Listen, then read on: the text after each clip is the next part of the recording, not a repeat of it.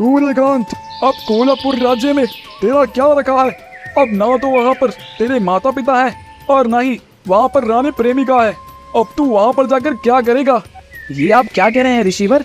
आप क्या बोल रहे हैं? मैं कुछ समझा नहीं। मैं ठीक कह रहा हूँ बेटा। मैंने अपने दिव्य दृष्टि से देख लिया है। प्रेमिका का विवाह रतनगढ़ के युवराज भीम के साथ हो चुका है। तुम्हारे पिता को राजा विजय सिंह ने मौत के घाट उतार दिया है। और तुम्हारे पिता की मृत्यु का समाचार सुनकर तुम्हारी माँ भी वह सदमा बर्दाश्त ना कर सकी और वह भी भगवान को प्यारी हो गई। राजा विजय सिंह इतने क्रूर निकलेंगे ये मैंने सोचा भी नहीं था। ऋषिवर, उन्होंने तो मेरा सारा संसार ही बर्बाद कर दिया। मैं राजा को उसके कर्मों की सजा जरूर दूंगा। सूर्यकांत, आवेश में आकर अपने विवेक का साथ ना छोड़ो। राजा विजय सिंह ने जो अपराध किया है उसकी सजा उन्हें भगवान देंगे। ऋषिवर, अब मेरी समझ में नहीं आ रहा कि मैं कहाँ जाऊं, मैं क्या करूं। सूर्यकांत, नीलवन में मेरा आश्रम है। तुम वहाँ चलकर मेरे साथ रहो। वहाँ के शांत वातावरण में रहकर तुम्हारा चित्र कुछ ही दिनों में ठीक हो जाएगा। और फिर सूर्यकांत ऋषि के साथ उनके आश्रम में चला गया। ऋषि उसे राजज्ञान की बातें बताते और उसका ध्यान प्रेमिका और उसके माता पिता की दुखद मृत्यु घटना की ओर से हटाने का प्रयास करते, परंतु सूर्यकांत पर उनकी बातों का असर हो ही नहीं रहा था। सूर्यकांत, तुम हर समय उदास और खोए खोए क्यों रहते हो? क्षमा करे ऋषिवर, मैं लाख चाहने पर भी प्रेमिका को भूल नहीं पा रहा। ओह, ये बात है सूर्यकांत। तो तुम एक काम करो, रतनपुर जाकर तुम प्रेमिका से मिलकर आओ। इससे तुम्हारा चित्र को शांति मिलेगी। लेकिन ऋषिवर, उसके ससुराल वाले भला मुझे उससे क्यों मिलने देंगे? सूर्यकांत, इसका भी उपाय है। तुम वहाँ पर साधु के वेश में जाओगे और केवल प्रेमिका से ही भिक्षा लेने की बात कहोगे। ठीक है ऋषिवर, मैं यही करूँगा। साधु का भेष बनाकर जब सूर्यकांत आश्रम से चला तो ऋषि ने उसे समझाया। देखो सूर्यकांत, वहाँ पहुंचकर संयम से काम लेना। प्रेमिका की बातों में आकर कोई गलत कदम ना उठा लेना। मैं आपकी बात को याद रखूंगा ऋषिवर।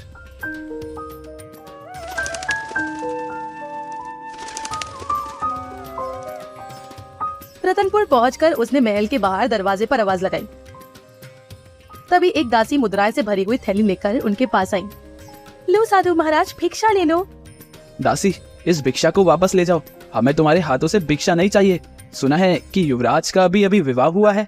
यदि हम भिक्षा लेंगे तो युवराज की नई नवेली दुल्हन से ही लेंगे, वरना खाली हाथ वापस चले जाएंगे।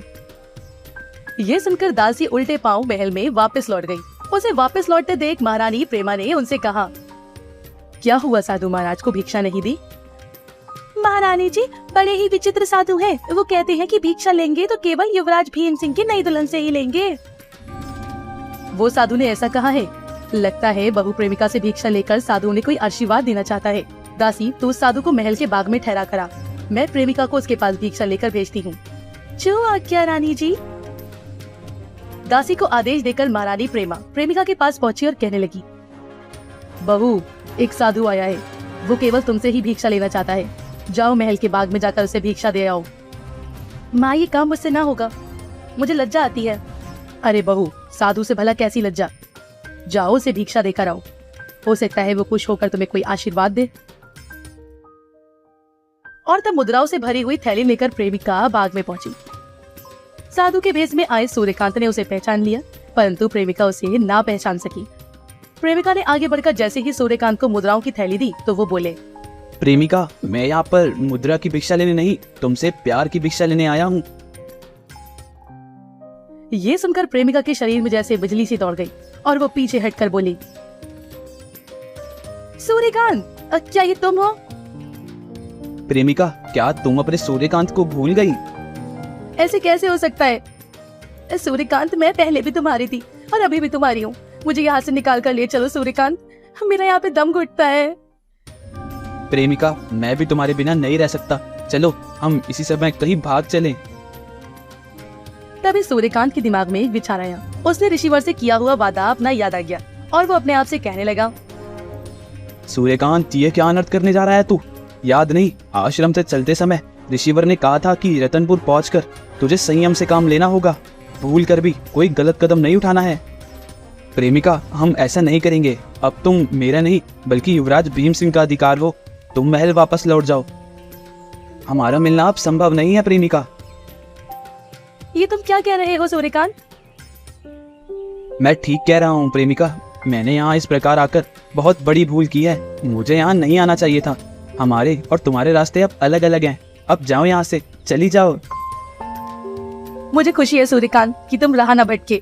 मैं तुम्हारी परीक्षा ले रही थी सूर्यकांत। नियति ने मुझे तुमसे अलग कर दिया और अब मेरा तुमसे एक ही विनती है कि तुम भी विवाह कर लेना और मेरी याद में अपना जीवन न बिताना। ओ प्रेमिका, ये तुम क्या कह रही हो?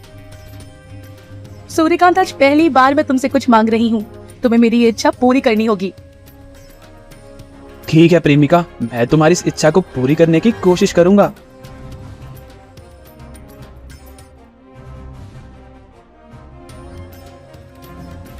और फिर सूर्यकांत वापस ऋषि के पास लौट गया। सूर्यकांत, अब तुम पहाड़गंज चले जाओ। पहाड़गंज? वो किस लिए ऋषिवर? क्या तुम्हें प्रेमिका की इच्छा पूरी नहीं करनी? वो चाहती थी ना कि तुम्हारा विवाह हो जाए। ओ, आप उस विषय की बात कर रहे हैं ऋषिवर। लेकिन ऋषिवर, प्रेमिका की इच्छा से पहाड़गंज राज्य का क्या संबंध है? बेटा, वहाँ की राजकुमारी बहुत ही सुंदर और बुद्धिमान है। उसने अपने राज्य में घोषणा कर रखी है, जो भी कोई युवक उसकी बुद्धिमानी की परीक्षा को पार कर लेगा, वह उसी से विवाह करेगी। वह अब तक कई युवकों की बुद्धिमानी की परीक्षा ले चुकी है, परंतु कोई भी युवक उसकी परीक्षा को पार नहीं कर पाया। तुम वहां पर जाओ, राजकुमारी को अपनी बुद्धिमानी का प्रमाण दो और उससे विवाह कर लो। ठीक है ऋषिवर, मैं आपकी आज्ञा को मानते हुए आज ही पहाड़गंज के राज्य में जा रहा हूँ। मुझे आशीर्वाद दीजिए ऋषिवर।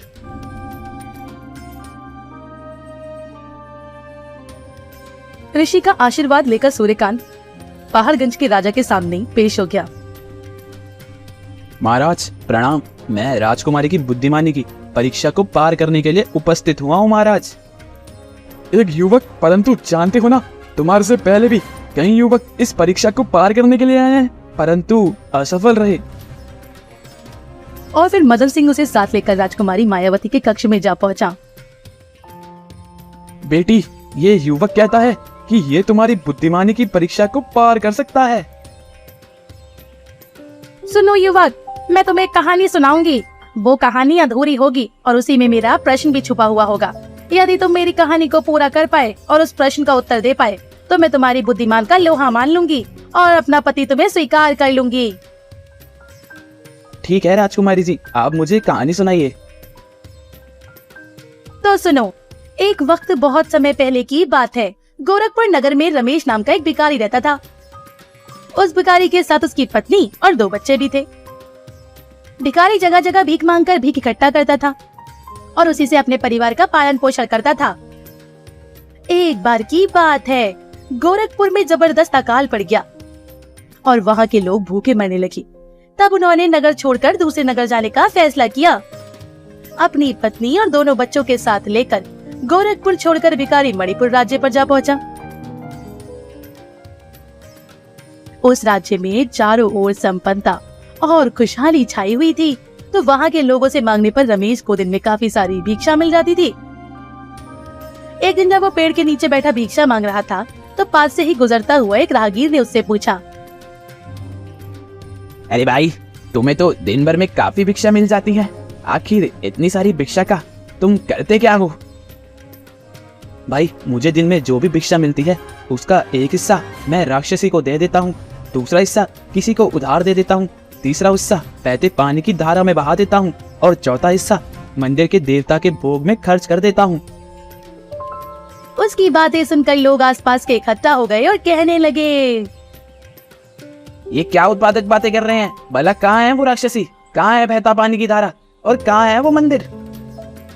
लगता है ये भिखारी पाखंडी है। इसे पकड़कर राजा के दरबार में ले चलो, वहीं पर इसकी पोल खुलेगी। लोग उसे पकड़कर मणिपुर के राजा के दरबार में पहुंच गए। कौन है ये और तुम लोग इसे यहाँ पर लेकर क्यों आए हो? महाराज, हमें ये कोई बहुत बड़ा पाखंडी लगता है। सारी बात जानने के बाद राजा को भी रमेश की बातों का कोई मतलब समझ में नहीं आया, तो उसने गुस्से में आकर रमेश से कहा, तुम्हारे कहने का मतलब क्या है? साफ साफ हमें बताओ, वरना हम तुम्हें मौत के घाट उतार देंगे। इतनी कहानी कहकर राजकुमारी चुप हो गई। तो अब तुम ये बताओ कि राजा को रमेश ने क्या उत्तर दिया? क्या राजा ने रमेश को मौत के घाट उतार दिया? यही है मेरा प्रश्न, जल्दी से इसका उत्तर दो। सूर्यकांत 2 क्षण के लिए सोचने लगा और फिर बोला,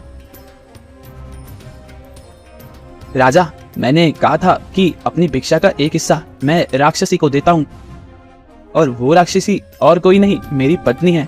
उसे सिर्फ खाना, पहनना और सोना ही आता है। दिन भर वे कोई काम नहीं करती। राजा, उधार मैं अपने बेटे को देता हूँ।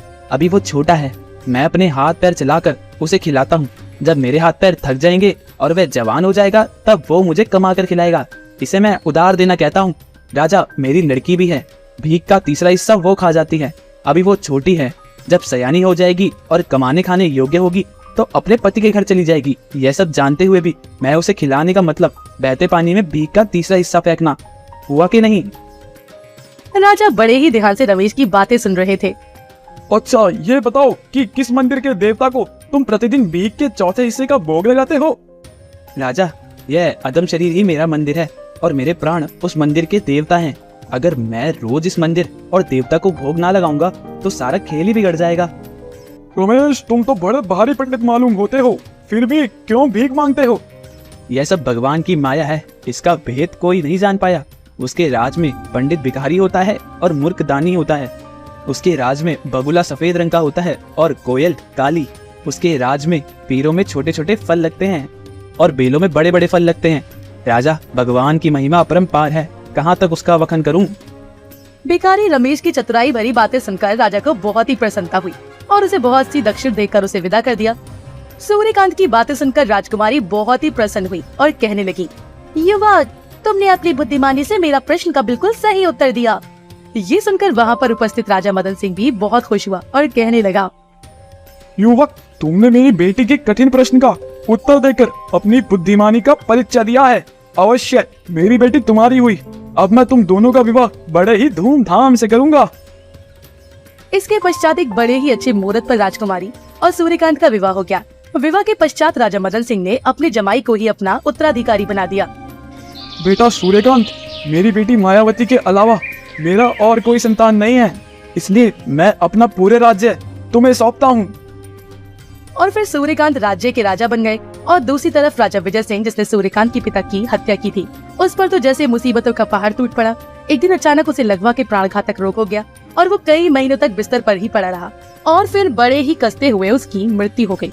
अब क्योंकि उसका उत्तराधिकारी कोई नहीं था, तो पड़ोस के शत्रु राजा ने मौका का फायदा उठाकर उस पर आक्रमण कर दिया और विजय सिंह के राज्य पर कब्जा कर लिया। और इस तरह से विजय सिंह को अपने बुरे कर्मों की सजा मिली। इधर राजा बन चुके सूर्यकांत के घर पर पुत्र का जन्म हुआ और वो सुख जीवन से ही बिताने लगे।